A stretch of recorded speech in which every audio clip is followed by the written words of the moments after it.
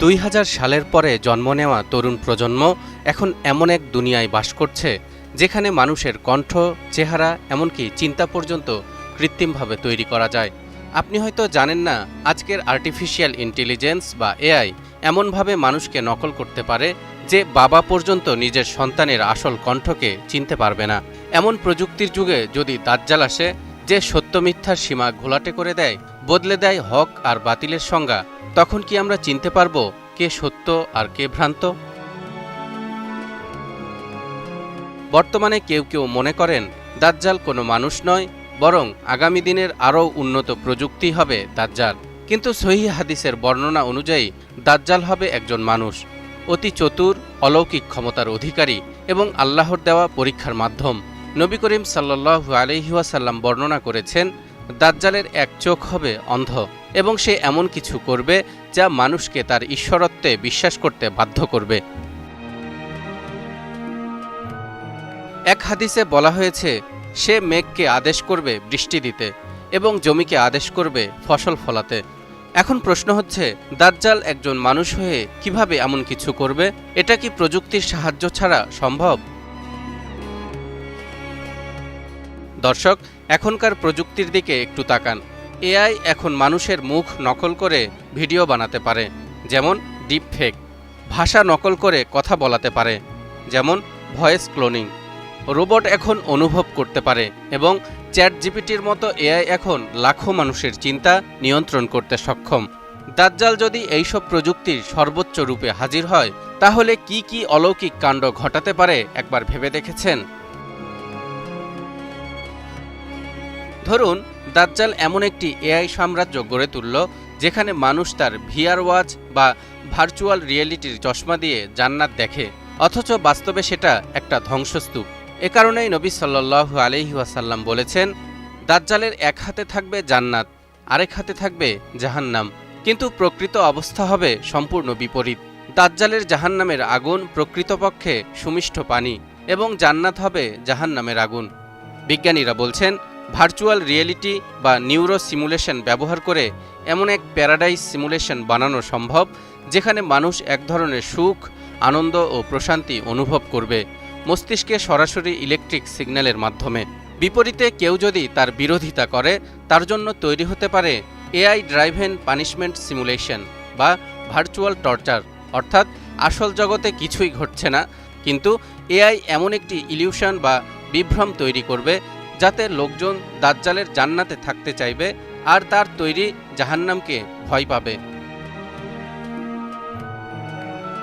নাওয়াজ বিন সামআন থেকে বর্ণিত, নবী সাল্লাল্লাহু আলাইহি ওয়াসাল্লামকে দাজ্জালের চলার গতি সম্পর্কে জিজ্ঞাসা করা হলে তিনি বলেন, দ্রুতগামী বাতাস বৃষ্টিকে যেভাবে চালিয়ে নেয়, দাজ্জালের চলার গতিও হবে সেরকম।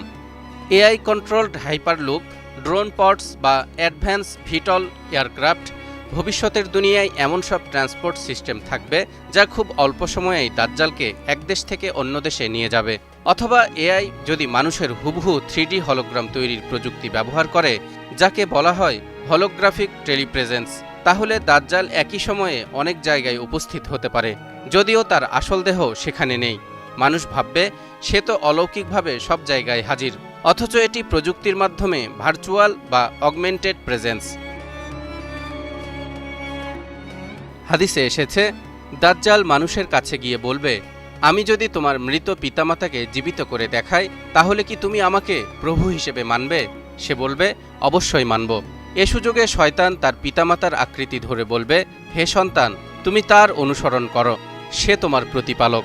গবেষকরা বলছেন, এআই, রোবোটিক্স, ক্লিনিং, ডিপফেক আর নিউরাল ম্যাপিংয়ের মাধ্যমে ভবিষ্যতে এমন মানব সদৃশ রোবট তৈরি করা সম্ভব যা নির্দিষ্ট মৃত ব্যক্তির মুখ, কণ্ঠ এবং স্মৃতি নকল করতে পারে।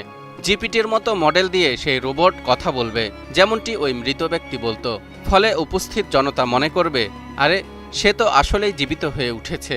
এটি মানুষের মনস্তত্ত্ব এবং প্রযুক্তির এক ভয়াবহ প্রতারণা, যা একে অলৌকিক মনে করাবে।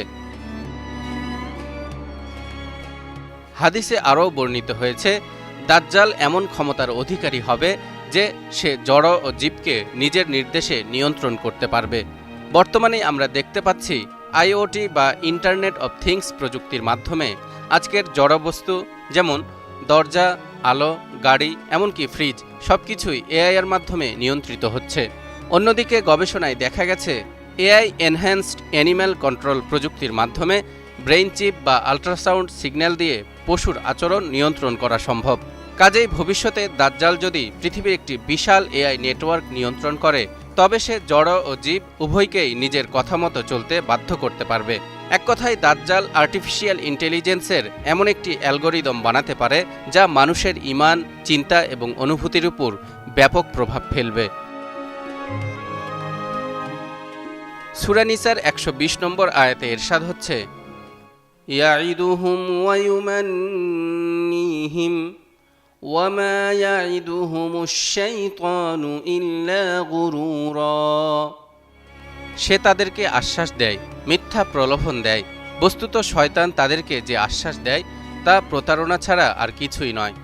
এই আয়াতে যে আশ্বাস বা প্রতিশ্রুতির কথা বলা হয়েছে, আধুনিক যুগে এটা হতে পারে ডিজিটাল ইউটোপিয়া, যেখানে দাজ্জাল মানুষকে দেখাবে কারো দারিদ্রতা থাকবে না, রোগবালাই থাকবে না, সবাই সুখে থাকবে, কিন্তু তার বিনিময়ে দিতে হবে ঈমান, অর্থাৎ দাজ্জালকে প্রভু হিসেবে স্বীকার করে নিতে হবে। এই ধরনের প্রতিশ্রুতি আজকের সোশ্যাল মিডিয়া অ্যালগোরিদমও দিয়ে থাকে। মানুষ বুঁদ হয়ে পড়ে থাকে স্ক্রিনে। ডিজিটাল দুনিয়ার সব মিথ্যা প্রতিশ্রুতি ও অলীক কল্পনাতে বিভোর হয়ে মানুষ আর বাস্তবতার আলোকে ভাবতে শেখে না। বিশ্বাসের জায়গায় তখন শুধুই ভর করে ডেটা ও ট্রেন্ড। কিয়ামতের আগে দাজ্জালের ফিতনাকে সবচেয়ে ভয়াবহ ফিতনা হিসেবে উল্লেখ করেছেন রাসূলুল্লাহ সাল্লাল্লাহু আলাইহি ওয়াসাল্লাম। তিনি বলেছেন, তোমাদের ক্ষেত্রে দাজ্জাল ছাড়া অন্য কিছুতে এত বেশি ভয় আমাকে দেখানো হয়নি। কাজেই দাজ্জালের ফিতনা থেকে বাঁচতে হলে রাসূলুল্লাহ সাল্লাল্লাহু আলাইহি ওয়াসাল্লামের নির্দেশিত আমল করতে হবে। যেমন হযরত আবু দারদা রাদিয়াল্লাহু তাআলা আনহু থেকে বর্ণিত, রাসূলুল্লাহ সাল্লাল্লাহু আলাইহি ওয়াসাল্লাম ইরশাদ করেন, মান হাফিয 10 আয়াতিন মিন আউয়ালি সূরাতিল কাহফি উসিমা মিনাদ দাজ্জাল। যে ব্যক্তি সূরা কাহফের প্রথম 10 আয়াত মুখস্থ করবে, সে দাজ্জালের ফিতনা থেকে রক্ষা পাবে। দাজ্জালের ফিতনা থেকে বাঁচতে হলে আবু হুরায়রা রাদিয়াল্লাহু তাআলা আনহু থেকে বর্ণিত একটি হাদিসে আরেকটি দোয়ার কথাও বলা হয়েছে। দোয়াটি হলো, আল্লাহুম্মা ইন্নী আউযু বিকা মিন আযাবিল কবরি ওয়া মিন আযাবিন নারি ওয়া মিন ফিতনাতিল মাহইয়া ওয়াল মামাতি ওয়া মিন ফিতনাতিল মাসীহিদ দাজ্জাল। হে আল্লাহ, আমি আপনার কাছে কবরের শাস্তি, জাহান্নামের শাস্তি, জীবন ও মৃত্যুর ফিতনা ও দাজ্জালের ফিতনা থেকে আশ্রয় চাই। প্রিয় দর্শক, প্রযুক্তি কোনো পাপ নয়, কিন্তু যখন সেটা দাজ্জালের মতো কোনো প্রতারকের হাতে পড়ে, তখন সেটা হয়ে ওঠে ঈমান ধ্বংসের অস্ত্র। আমাদের দায়িত্ব প্রযুক্তিকে চিনে তার ফাঁদে না পড়ে সত্যের পথে দৃঢ় থাকা। মহান আল্লাহ আমাদেরকে দাজ্জালের সেই ভয়ানক ফিতনা থেকে হেফাজত করুন, আমিন। তালহা ইবনে রেজা, নিউজ 24।